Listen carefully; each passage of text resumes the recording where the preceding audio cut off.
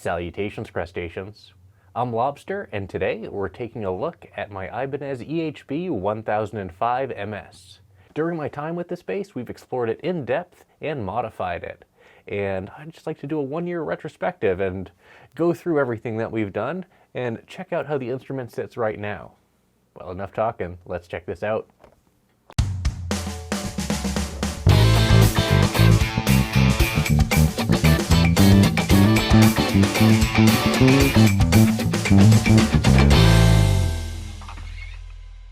So this is my Ibanez EHB1005MS, the bass that started it all. Featuring a basswood body with a beautiful seafoam green finish, a multi-scale roasted maple neck, and an aesthetic that's just really cool. This thing was a showstopper when it was unveiled maybe about a year and a half ago. Now originally, this bass came with Bartolini soap bars instead of the Aguilars that you see now. I replaced them with these Aguilars because I thought the Bartolinis weren't exactly the best pickups for this bass. Ibanez is putting these DCB soap bars in other models, so I'm hoping to see that a newer EHB model in the future perhaps will feature these stock. However, I do think these Aguilar soap bars definitely open up the tone quite a bit, and this thing sounds so good. I sent this bass around to some friends, including Bully the Kid, and he had a blast with this thing as well. I just got it back a little while ago, and I restrung it with a fresh set of MJC Ironworks nickel-plated stainless steel, 45 to 125, I believe. And I also put on this pick guard that was made for me by a viewer, Catherine. So thank you so much, Catherine, for making this pick guard. It is awesome. It looks great, it fits wonderful, and I didn't even need to install any screws. It actually fits around the pickup in a fashion where it holds itself in place very securely. So great job. This is constructed very well, and I really appreciate the thought. I posted a picture of this bass on Instagram, and I got a lot of great feedback. So many people were asking about where they can get this pick guard.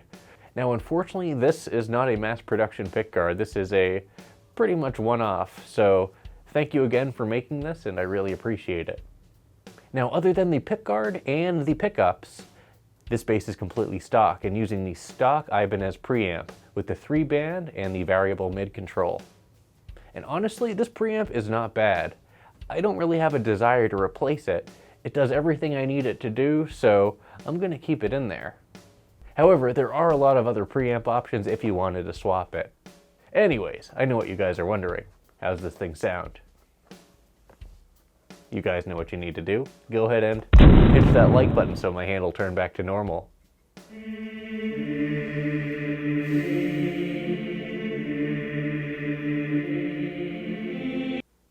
Thanks.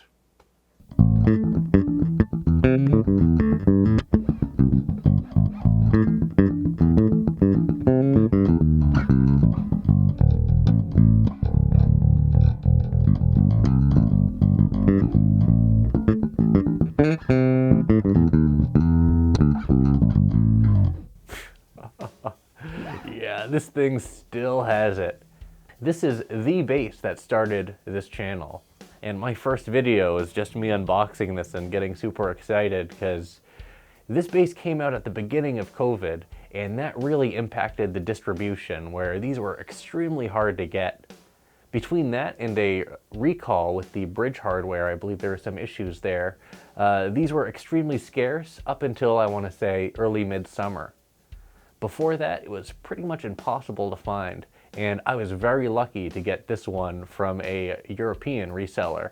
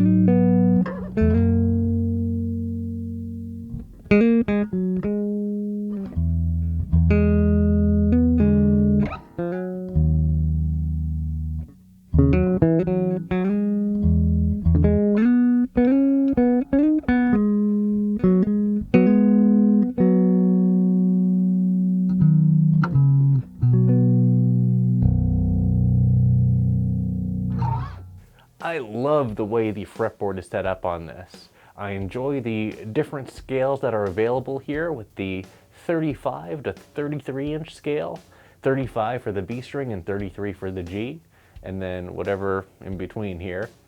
It's very, very comfortable and not too drastic like some other multi-scale basses which go as far as to have a 37 inch B. Not that there's anything wrong with that, it's just that you do require special strings for that, I believe, whereas this can take whatever strings you have, just regular scale. These are normal scale strings from MJC Ironworks, not any extra long scale or anything, just the regular 34-inch scale strings, and they fit perfectly on here. So I appreciate the flexibility that's available on this instrument.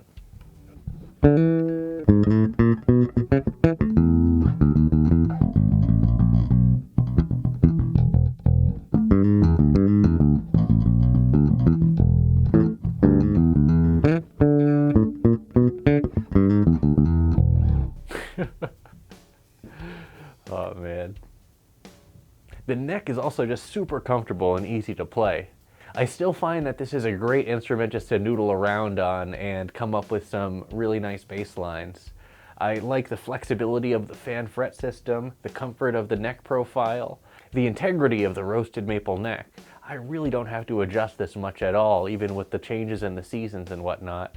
I've sent this all over the place, and it really only required a minimal setup when I got it back.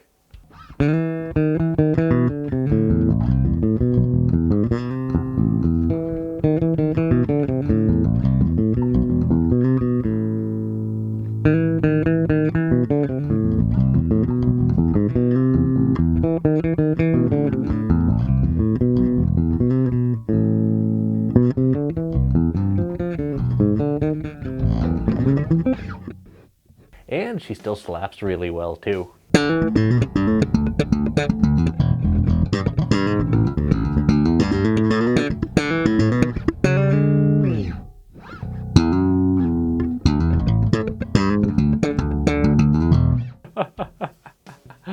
Oh man, yeah, this thing's a lot of fun.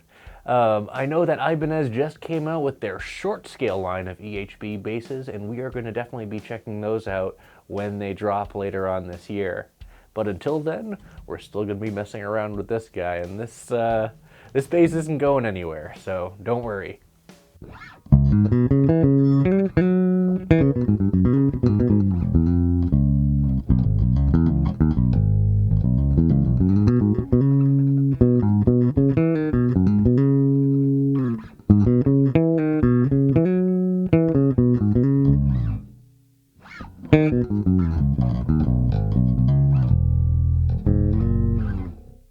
Now, one thing that we haven't done with this bass is played it with some drums behind it as I introduced the Beat Buddy after I already sent this thing out. So let's get to it.